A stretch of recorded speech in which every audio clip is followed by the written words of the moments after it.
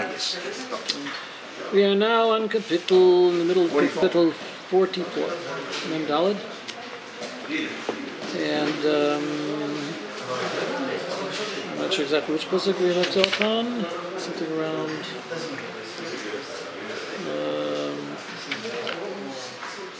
Zayin.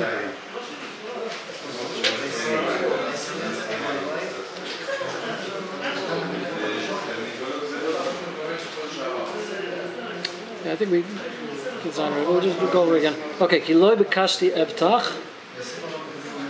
He's talking about that we can't depend on our weapons to save us.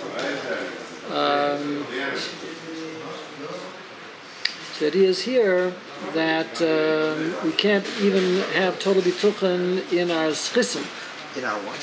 In our schism, and the things that merits. Our merits. The things our merits, us. Yeah, in other words, we shouldn't depend on that. We can't count on that to save us, because even it says even the schis ovos has already been used up. Like it's not. We can't. It's not. We don't rely on that. Yeah. It's not the. If Yaakov Avinu was saying, "Kontainti mikol hachasadim." Yeah, right. I don't know where any of us are. Shema yigam achet. Right. Okay, so. But rather, we're mamshich the chesed through shiros v'tishbuchos. In other words, it's a very just contrasting those two ideas is very significant, because on the one hand, we're talking about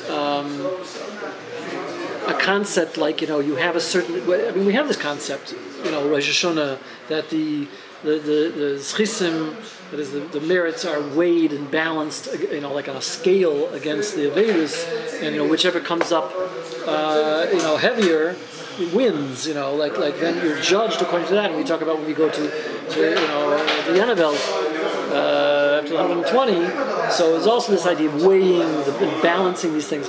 He's saying no, that's not the approach. As long as we're in this because it's really nothing that we can control. There's what we don't even know. It says you don't know the schar the mitzvahs. We don't know the balance. We don't know which we don't know the algorithm. We don't know the how much each mitzvah weighs. Because there's all kinds of considerations that we can't possibly know. So to depend on that we're going to make some kind of a cheshbon on our own. This cheshbon is being made in Shemaim all the time, but we can't do anything about that. All we can do is try to do our best, do as best we can. And we can't even say that we're going to concentrate more on this mitzvah than on that mitzvah because this one's more important, because we don't know what the weight is. So he's saying an alternative approach. Instead of running your life that way and trying to always look for the most valuable mitzvah so that we get the most points, he's saying we're trying to be mamshich chasudim by means of shiros and tishbuchos. What does that mean? That we're engaging ourselves in an action, in a course of action, which through that action itself we're bringing down chesed. Right? We're bringing down the bruchas. We're causing through our actions that in Shemaim that Hashem goes from the kisei adin to the kisei racham. It's the idea that we're trying to cause a shift in Shemaim, or open up certain pathways, certain doors in Shemaim, so that the chesed will be able to come down and the chesed will be revealed. Because Hashem is always wants to mashpia chesed. The problem is that the things get in the way. There's things that are getting in the way in terms of din. This whole process of din gets in the way because you've got all these maluchim, in Shemaim that are demanding justice. And they're saying, you gotta do such and such. So is this the idea of like mamtakim din, like to sweeten the din? It's that's not the focus. There's that concept is explained a lot in Ramak, because he has a tremendous emphasis. That's not what's being spoken. He's not really talking specifically about mamtik dinim. He's talking about being mamshich chasudim. And how are you mamshich chasudim? How do you bring down the chesed?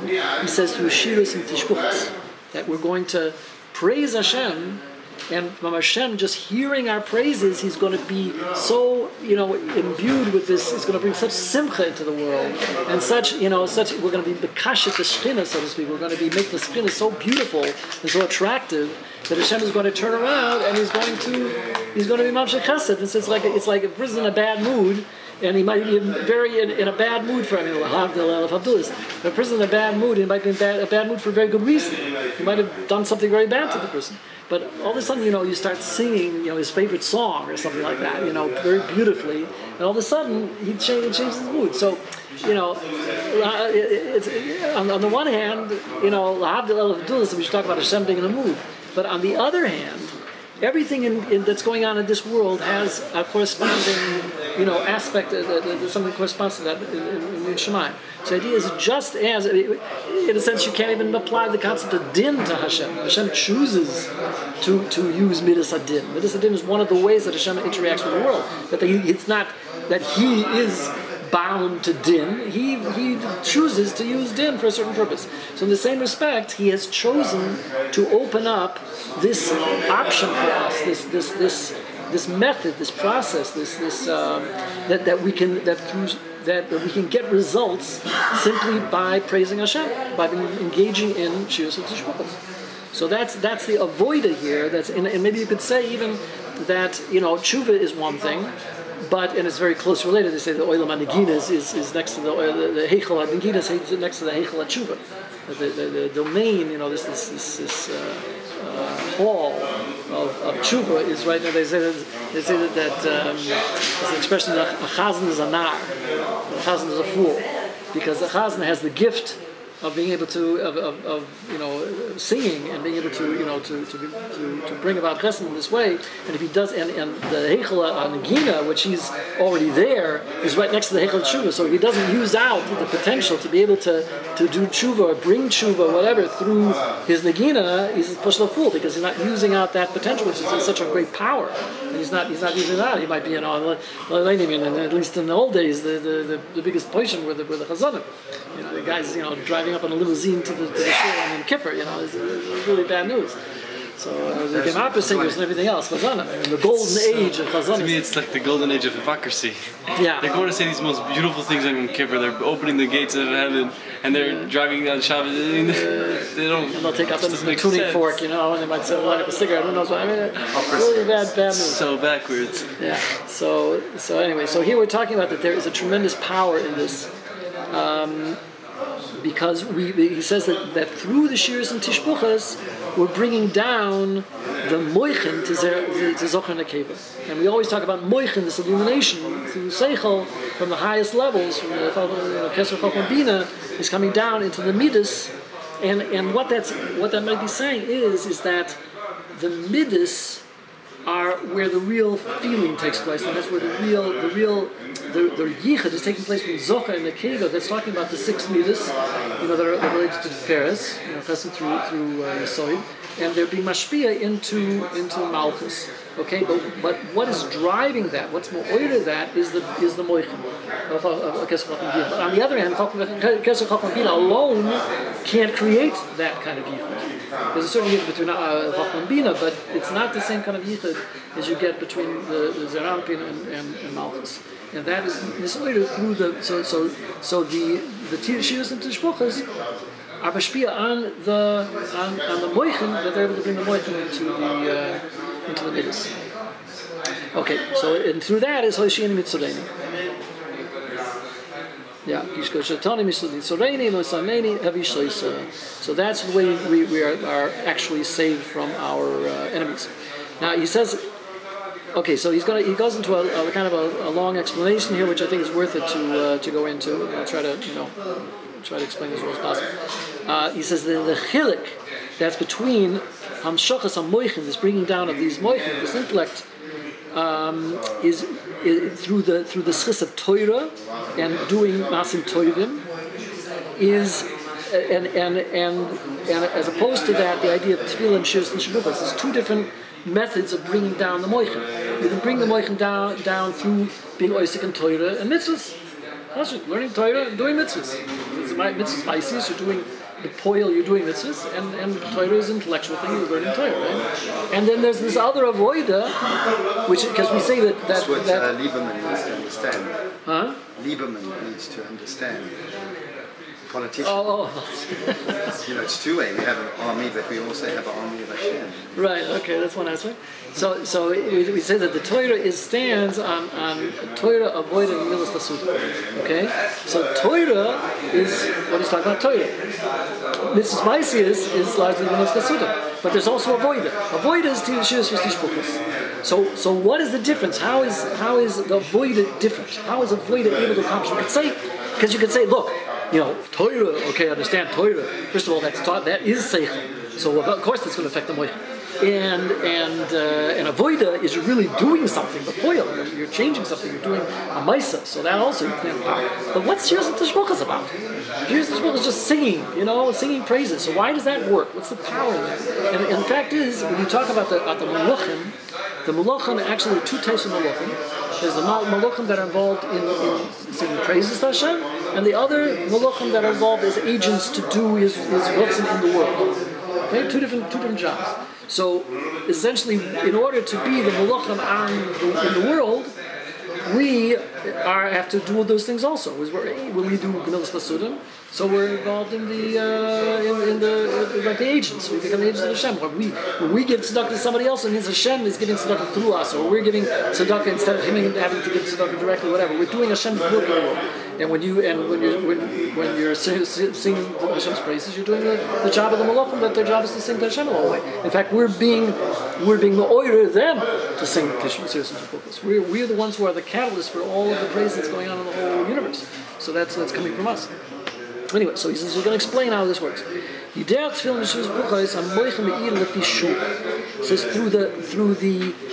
the singing of these praises of the Shpuchas, the moichin are illuminated temporarily at the time that we're actually doing it. So therefore, the Chassidus. So in other words, it's a time-oriented thing. At the time that you're doing it, that's when you're creating these moichin.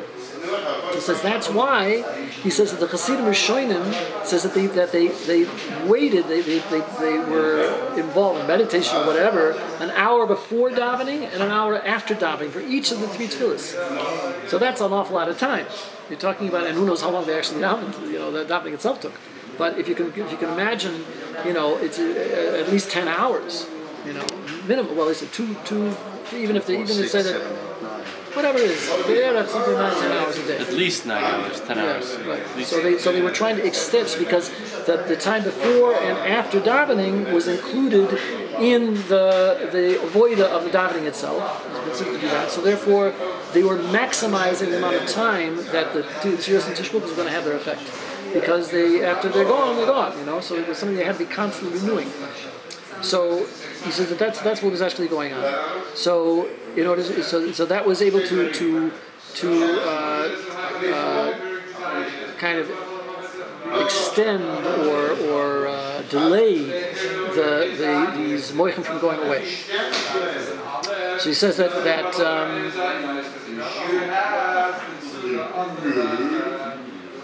so after that, then the moichin of godless would go away, and they wouldn't actually directly illuminate anymore. That light would be diminished, but there would be a reshima. There would be an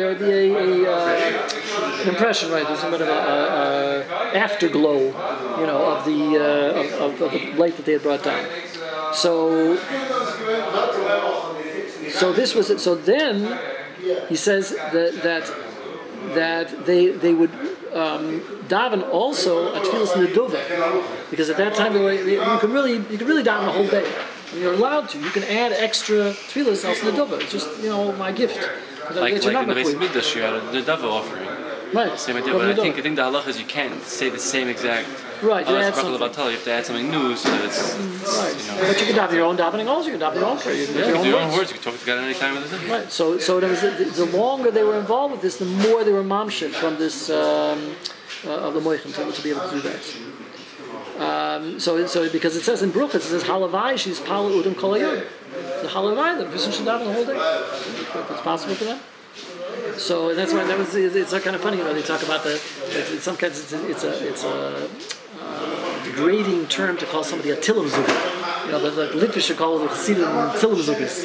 They just say Tillim all day, like just. You know, they say Tillim all day. What was the Yiddish word? What is it? Tillim Zugus. So it's like a anybody could do that, right? So. Chassid say Tillim? I've never seen any. I've never seen it. What? Where the Chassidim say Tillim? All the time. I've never seen it. Never see it. It's where we say the whole Sefer Tillim every Shabbos before davening. And Rest the of they say Tikkun HaKlali every day. Okay, Tikkun HaKlali. They have every. The Lubavitch says that every Shabbos before the whole Sefer Tillim, and Tosh they also say the whole Sefer Tillim before davening Shabbos in the morning. Let's get on the bus. They run for Yerushalayim. We're always busy. After davening, we usually say the Tillim. As individuals or en masse? Both. In other words, what muttering and mumbling? Is it like that, or do they say it out each So parak? it depends. Each person differently. How much they say it. I'm not aware. Never seen it. I'm not aware of it. Anyway, there were even rebbes. There was the son of the Kozitzer Magid. He was famous for saying he used to say Tillim, put him down. The Litvisher guys used to put him down as being a Tillim. And it turned out he was pretty big in Torah also, more than we thought. But there was a fellow that hung on Square a lot. He used to say whole Sefer Tillim about 3 times a day. And the Square Rebbe himself, whenever he has to take a trip anywhere, he times his saying of Tillim so he should finish the Sefer Tillim by the time he gets there. Because he could say this in as little as like 45 minutes, or he could say it in as long as 2 hours, or whatever long it takes. But that's how he uses his time in the car. Anyway, so there's a lot of examples of that. Okay, so afterwards it's because after this Yisoyerus by the time you're saying these shbuchas, it goes away, then you're left with katnas amoichin. So a lot of what we're going to talk about here is what happens when there's katnas amoichin, which is restricted consciousness. Yeah, to put it lightly. Very. Which may not necessarily be a bad thing. Not necessarily. Here he's bringing out more the negative aspect of it. He says that what happens is that just as when you have godless amoichin, the high level illumination, it pushes away the Yetzer Hara and all the clippers and everything else, because they can't stand that light. Right? But when you have Katas Amoichin, which is a kind of a of darkness, clouded over, so that's when they get in. That's when they start attacking. And it's impulsive because if a person is cloudy, is fuzzy about things, then he's open to doubt. He's open to a certain lack of clarity on what he's supposed to do, and then that's where they get in. That's where there's an opening for them. So Katas Amoichin is a very dangerous thing. It's inevitable because everybody has ups and downs, and there's an idea of just as like there's an idea of Katas Amoichin, the idea of a godless Rishon and a Katnas Rishon and a godless Sheni and a Katnas Sheni. The idea is that a person always has to go down in order to go up. So it's inevitable that you're going to go down. Let's say you read a L'tzorach Aliyah, so you go down in order to go up. So as long as when you're down, you realize that this is not a permanent state, and that it doesn't mean you're stuck down there, but that it's only a preparation to be able to go up to a higher level afterwards. So then that's to say that, but that requires also certain moichin just to realize that, because if you're really, really down, and you think, what am I doing here anyway? What's going on with my life and this kind of thing, and fall into that kind of a darkness, then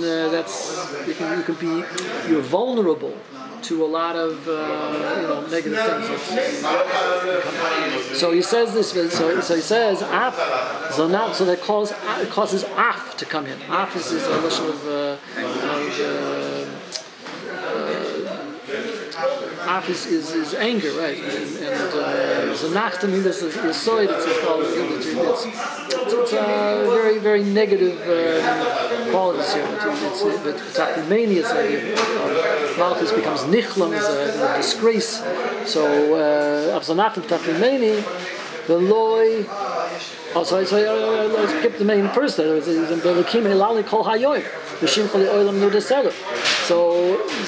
how would I be able to daven the whole day?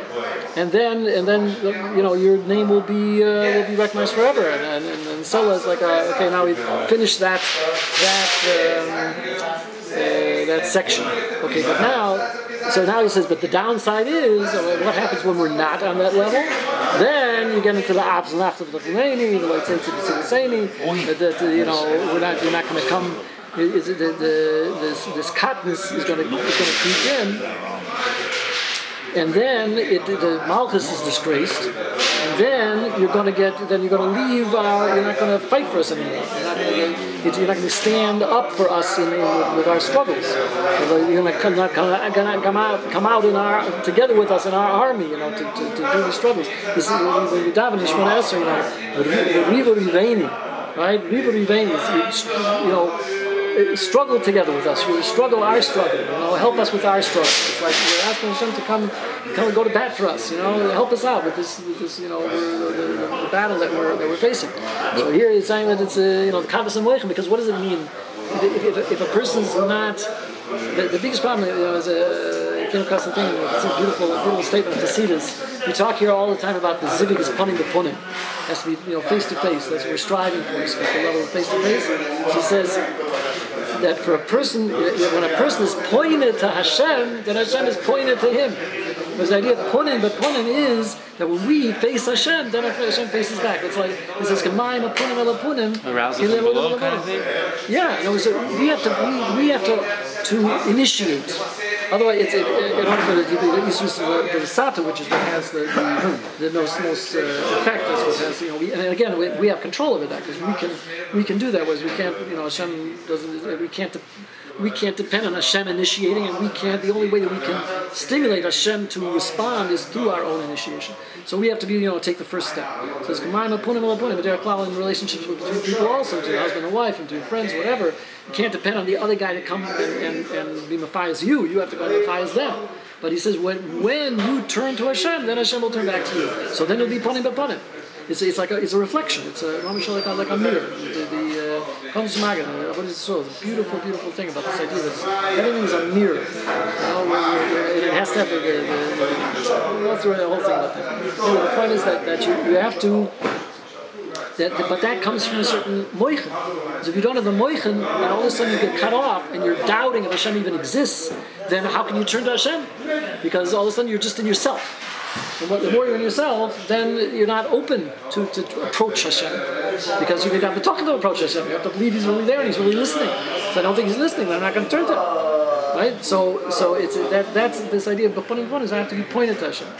So he says Tishiveni Uchor Minitzar.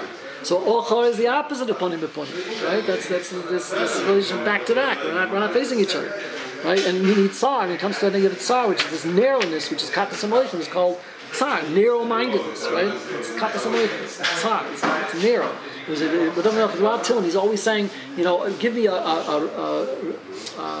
harchuva sadas, to widen my mind, and it was because when a person, the nature is for a person, Rashi talks about the koitzer riach, when a person is in the chimish, the shibud, you have a koitzer riach, you can't catch your breath, right? And the idea is that the nature is when a person is in a survival situation that they become closed. Just like they tighten up, so the mind also becomes closed and narrow, and it can't find its way out. So we have to appeal to Hashem, just broaden my mind, broaden my heart, so I'll be able to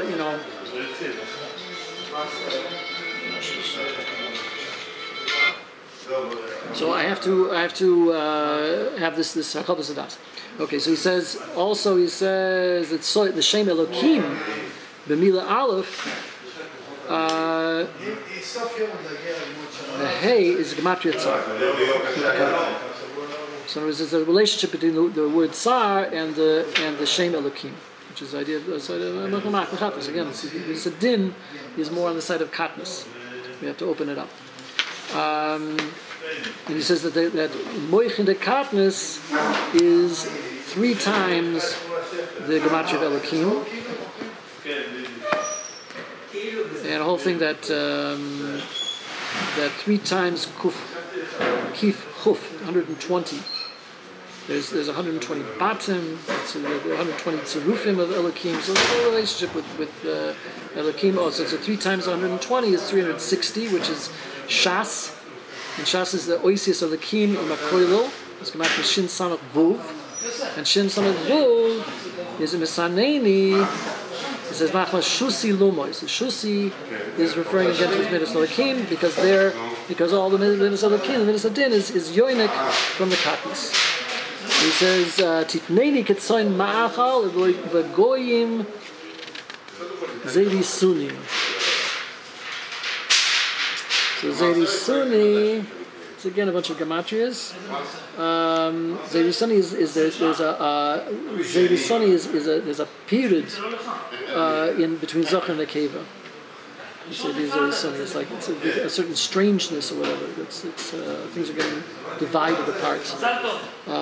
Tim kor amcha b'loy hoin, b'loy rebisi mimchurveihem. So there's an interesting thing he says here that generally this is the hoin is talking about Torah, so the fortune, you know.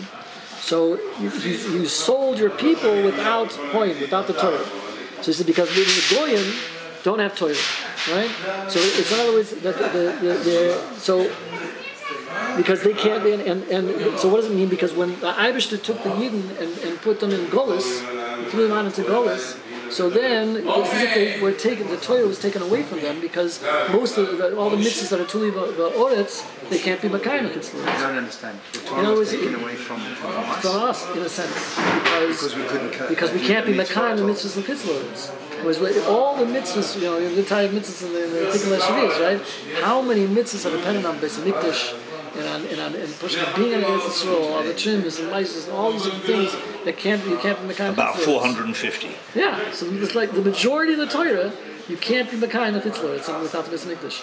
So when the Irish so it says the Irish like sold us without the Torah, and he says usually you get when a person sells something, they get some kind of rent from it, they get something back from it. The Irish didn't get anything back from it. On the contrary, he also lost.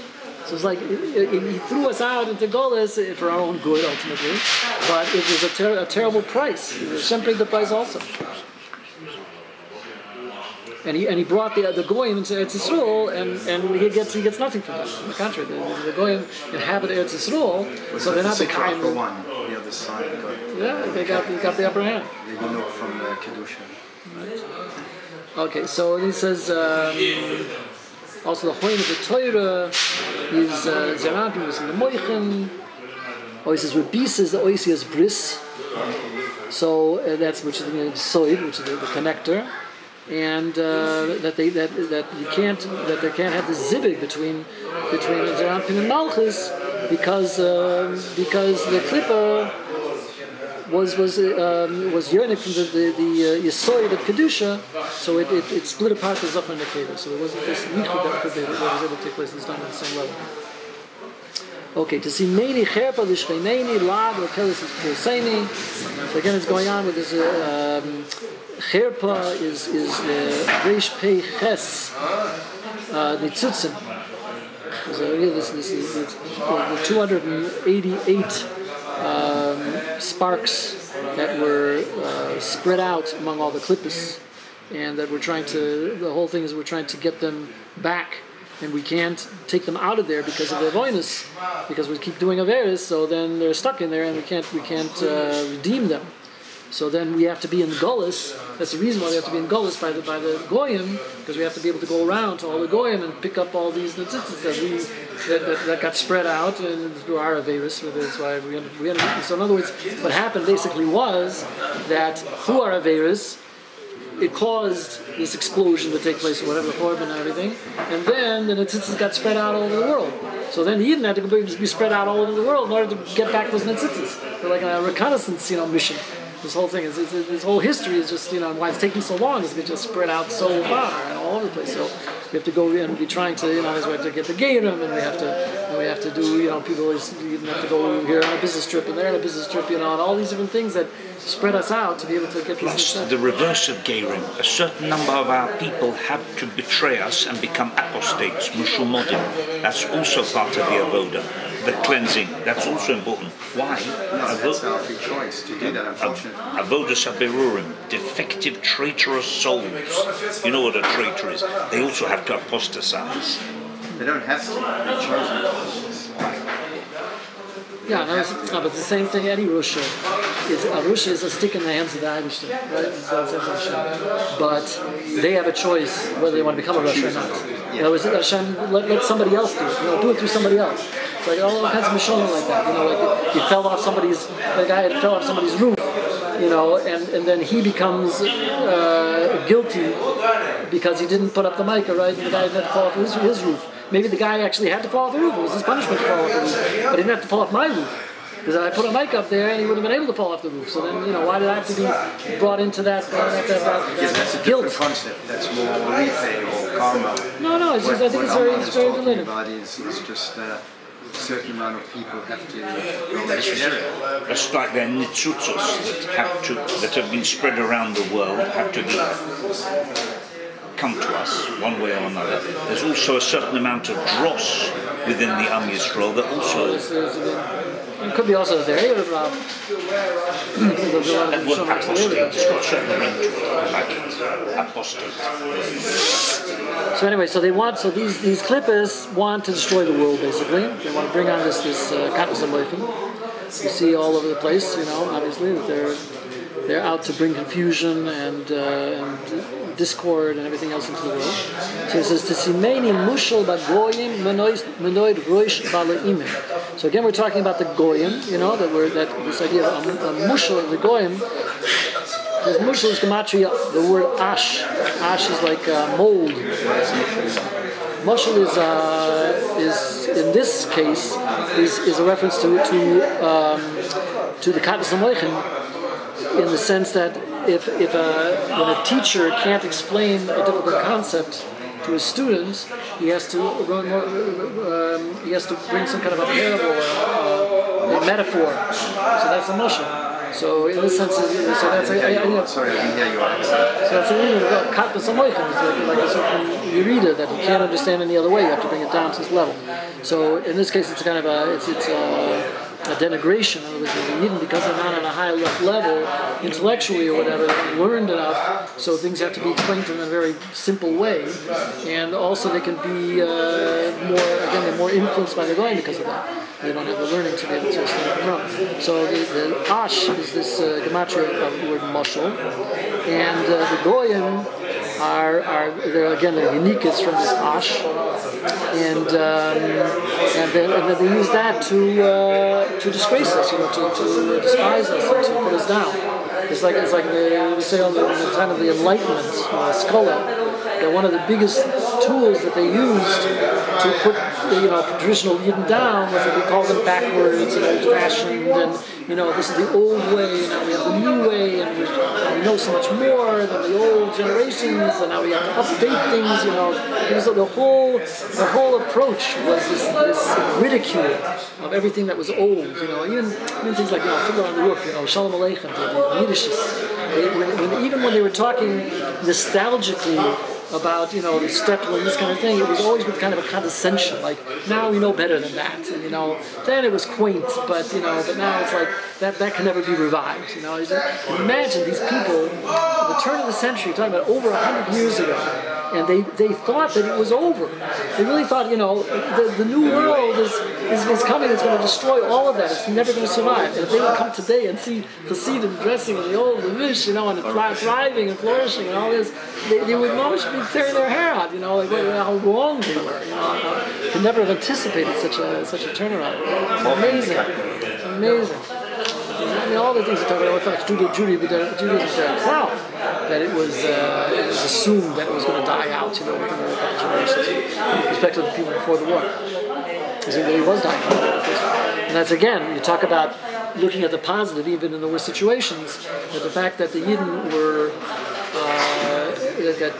were so much going down the tubes, both Sai in America and Sai in Israel, that things were really falling apart terribly.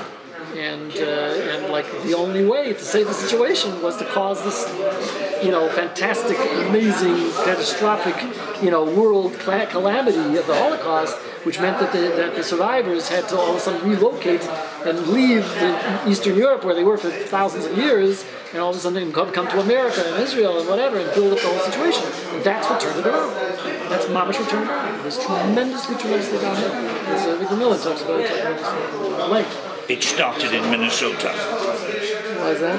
It started in Minnesota. Why do you think? It took your ancestors to get to Minnesota for this reversal to take place. It couldn't have taken place in the Haim.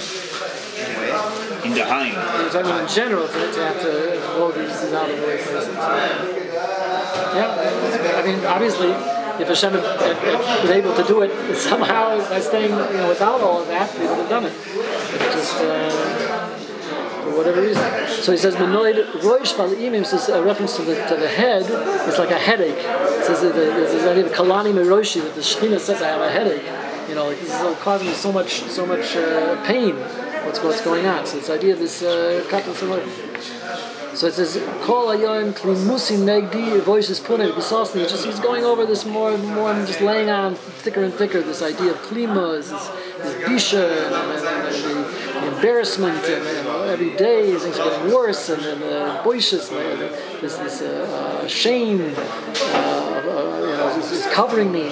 He says, "Klimusi is gematria malchus." With the oisius, so you're taking malchus, but the meaning of malchus, it's actually almost the letters of malchus itself. Klimusi. He's talking about it with the oisius. So Klimusi is talking about malchus is malchus, the Shekhinah is in very bad shape, and malchus the Kedisha has returned to go down to this nekuda. We talk about this contraction that takes place when the Shekhinah is down and out. It contracts to this point where it's like totally, again, it's like a survival kind of just what's the word? To be it's concentrated in a sense, but it's also just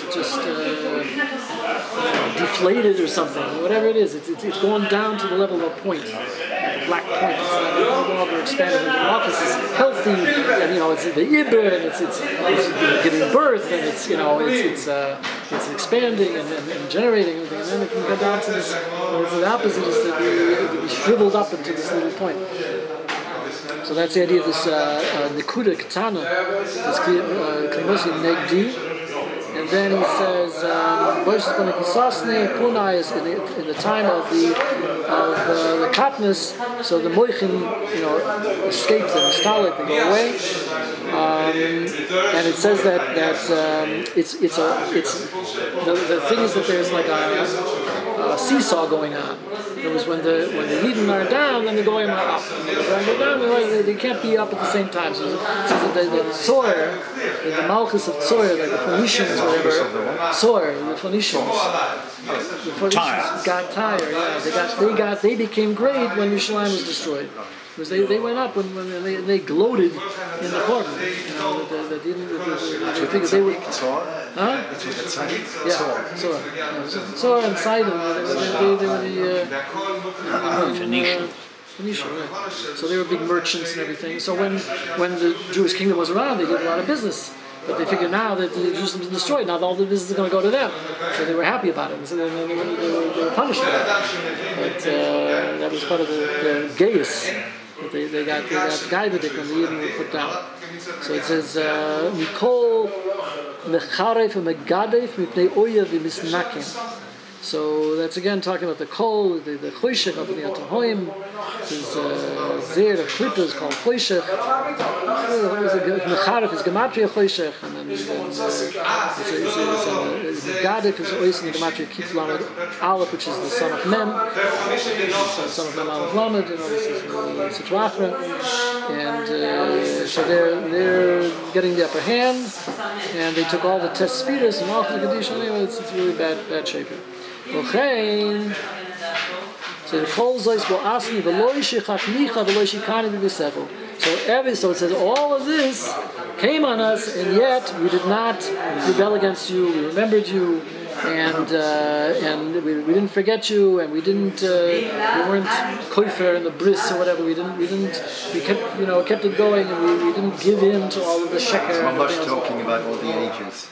Yeah, it's just constantly. Unfortunately, it's a recurring cycle. The nations call us the people of God for this reason, because our existence is a testament to God's strength, is God's love for us. Otherwise, no other people have survived what we have been through and are still thriving. So it's a testament not only to God's love, but also our love for Him, that we held on no matter what. Right, and we say that, and we bring that out to Hashem. We remind Him, look, we're sticking around. We're not going anywhere. We're dedicated to You no matter what. So stick with us. It's like because the Goyim are constantly saying, it's so interesting. Both the Christians and the Muslims both say, "Oh, God left you already. He doesn't care about you anymore. He already rejected you. He gave you a get already. You're gone." And then but the Yidden kept going, and the fact is, there was tremendous actionist, stubbornness. And the fact is that eventually, all of a sudden, they have the Christians, especially when Israel was established, they had to redo their whole theology. They couldn't figure it out. The Reformed Jews also had to, but it's like they couldn't figure it out. What went wrong here? How they're not supposed to have this kind of a rebirth. So, but it's always been a thorn in the side how successful Yidden have been.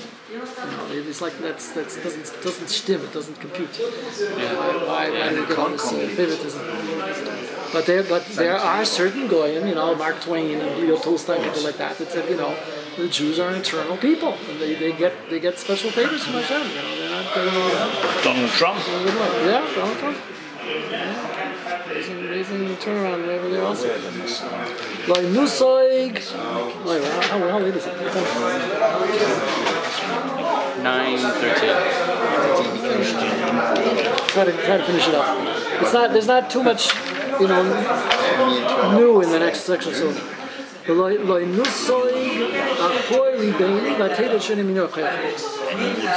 Zois is again Malchus, because that's the feminine aspect. Kol Zois, right? Sorry, I'm lost now. Kol. Where we at? Yutes. It's not literally our hearts will not is turn back. Like turning your back on something. So our hearts are not turning back. But we're not turning away from your path. She says Kol Zois.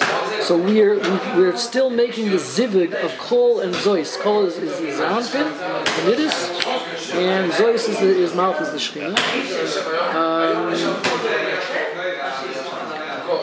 Asni is talking about the zivig. So the bris again is the soid. So the whole thing is talking about the zivig. We're not allowing the sheker to get in there. We're still trying to get punim, not it shouldn't be back to back. He's always trying to turn it around.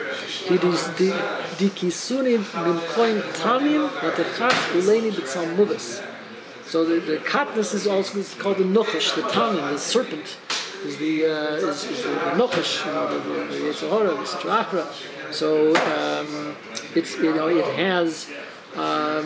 So we're being. He says, but the chaslenim it's some moves. So it's a sakona of death. That death has that moves has an achiza. It has a hold through this Sitra Achra. So nevertheless, so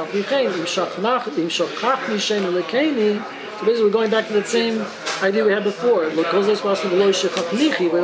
shikha, we don't forget about you. In other words, we didn't forget the name of Hashem, and we didn't raise our hands to some other god or whatever. Yeah. And it says the Kohanim. It's not Nifros Kapena, like Kelzar, it's talking about the Kohanim, our Poides Kapena, it's Noisim Kapena, in the Irim Amoichem.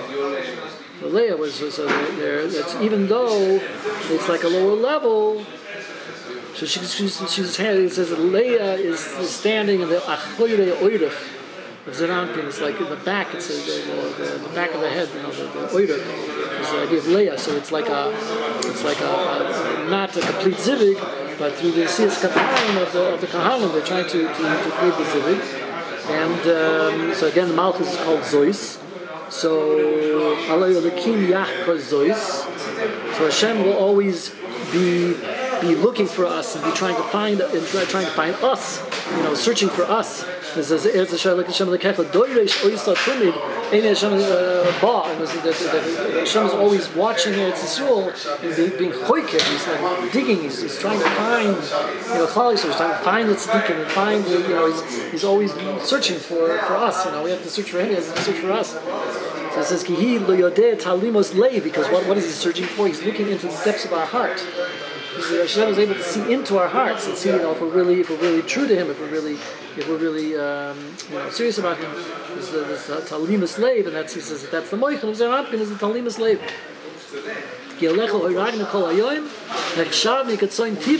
So this is talking about Mesiras Nefesh, that we're killed, for your sake all day. And we're considered to be like lambs going to the slaughter, which is the Yidin Mesiras Nefesh. So he says that there are some big Averas that cause the Zokon HaKev to go into Katniss. And because of that, the way to remedy that is through Mesiras Nefesh. So the fact that we take on by Kriya Shema, we're supposed to have Mechavim, every time when we say Kriya Shema, we have to have in mind that we're sacrificing ourselves to Hashem, we're ready to give ourselves up to Kiddush Hashem. So by doing that is a tikkun for even the worst of Eretz. It's our willingness to sacrifice ourselves to Hashem. And that is what returns the Shekhinah to our husbands, so to speak, to the That's what causes this yichud, is the willingness to face Kiddush Hashem. And that's also, they say, by the Tachanim, the idea of the Nefilas Apayim, by Tachanim, after Shemona Esrei, because Shemona Esrei creates the greatest zivug. And after Shemona Esrei, it's like such a powerful thing that we throw ourselves on the ground as if we're in a position of death. It's giving ourselves up totally. So that's also this idea of the power of the zivug is like we're giving our lives for it.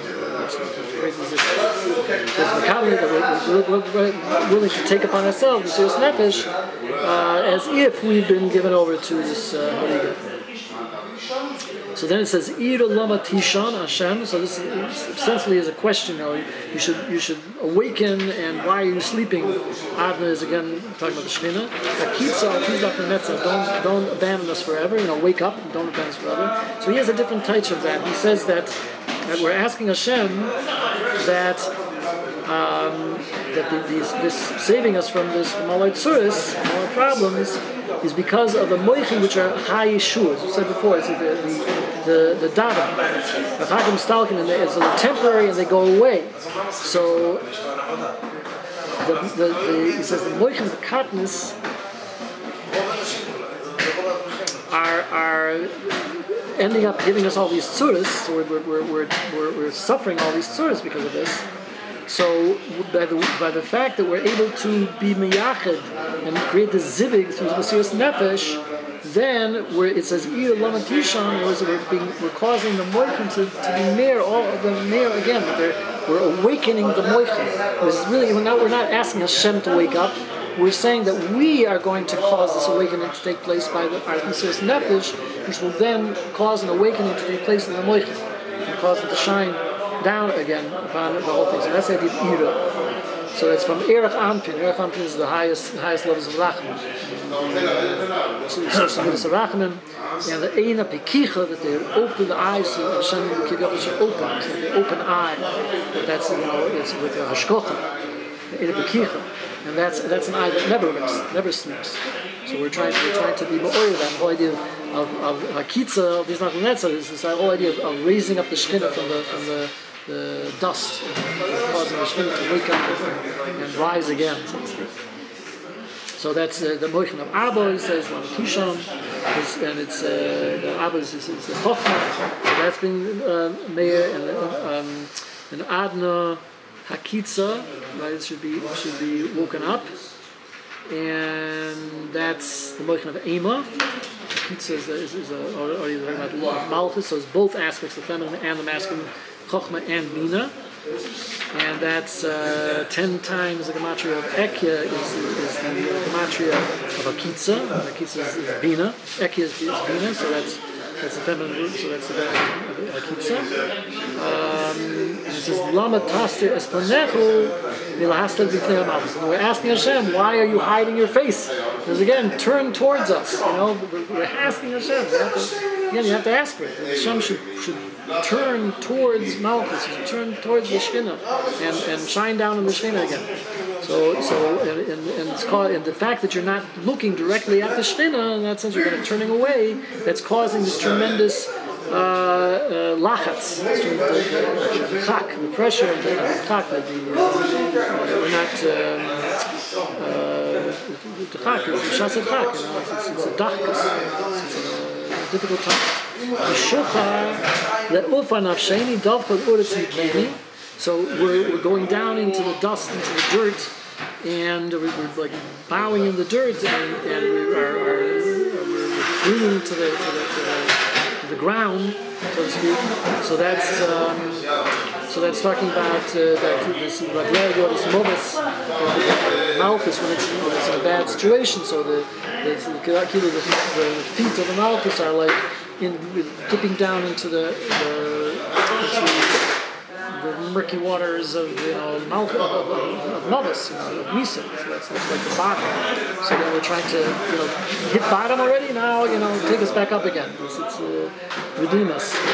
So it's Kima Ezu Saluni. So come, raise us up and help us out. If David Malchus that way, you should redeem us for the sake of His chesed. And also he says Chazdecha, he always says the kuf at the end is referring to Kesed.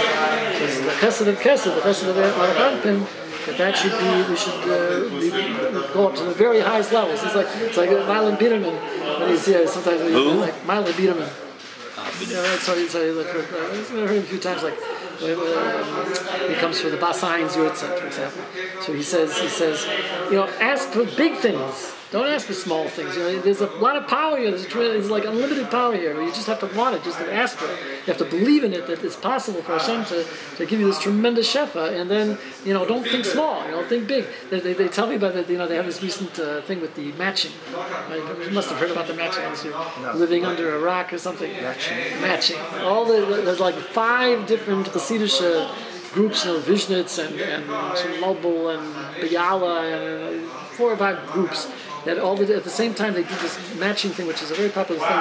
It started more and more in the States. Matching means that they have these gvirim, they have these rich philanthropists, right? And philanthropists are willing to match dollar for dollar the contributions that they raise. So they send all the Hasidim out to raise money from not just their own group, but everybody. As much as people as they can, everybody goes to wherever they can think of, and all at the same time is over the course of like 2-3 days, and then whatever they bring in is then matched by the philanthropists, and they have a tremendous success, and they have a whole system how they do it with the computers and this and that, and they make a whole matzah, a whole situation that people should become excited about it, and then they give they met their goals. It works. So however they do it, it works. So this idea is that you have to think big. So they told their people, you have to think big. It's not a mitzvah here to think small. Don't be humble. You have to think like you're shooting for the highest thing. So he's always saying, it always ends up with the kapit with asking for complete gula shleima ponim b'ponim yahishme rabo and just it should be. Just ask for go for the top. Don't settle for anything less. And really, when a person davens, that's the kind of mentality you should have. On that note, the Radak says over here in the notes I'm seeing, says that even the Man Chazdecha is saying even if we're not deserving, for the sake of your kindness, redeem us. Even if we don't deserve it, just do it. The whole thing in the end of Slichas, you have all those Laman, this, Laman that, Laman this. It's all talking about Hashem should do it for His sake. In other words, what it's meaning is that Hashem put so much into the world, and He put so much potential there and everything. Don't let us get in the way of your will. But it's like don't look at us. Just because you're saving us, look at all these things that you wanted them to have a kiyum in the world that we're standing in the way of that. So now not only we're getting out of the way, we're saying that we're doing tshuva. We don't want to follow that. And we also desire God's glory in the world. We desire that. Unfortunately, we not always can reach that level, but we still want it. So it's our roots and together with his roots, and we have a gula, and the Shekhinah has a gula, and that's the whole roots. On Pasuk Kaf Aleph, where it says, Im shachachnu Shem Elokeinu v'nafrish kapeinu El Zar, have we extended our hands to a strange God? Rabbi Hanina Bar Abba said, if someone would tell me to give up my name for Kiddush Hashem, I would do it on condition that I am put to death instantly without pain.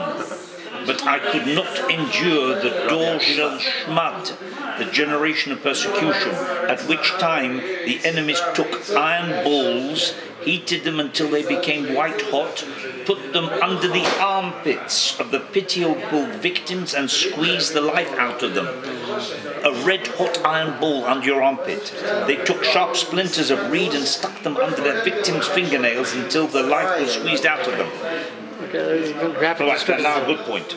Maharam of Rottenburg promises that once a person unconditionally resolves to surrender his life to sanctify Hashem's name, to Dal Kiddush Hashem, he will feel no pain despite any torture the enemy will inflict upon him. Once you've decided that. Right, there's the famous story of Akiva. Well, I don't know, I mean, I can't say anything on that, but Akiva seemed to be that his Talmidim saw him in pain. Like, it wasn't like he wasn't in pain, but he was laughing. Even while he was in pain, they asked him, like, the famous story, why are you laughing? It's like every day I wake up and I say, B'chol nafshecha, and now I'm able to actually fulfill it. Now I'm actually able to give with all my soul to HaKadosh Baruch Hu. So, it's the whole thing about pain. I mean, it's also a question about if the tzaddikim are able to handle it. You know, like when we talk about the Mudgitzer Rebbe, that he had his leg amputated, and he opted not to go with anesthetic.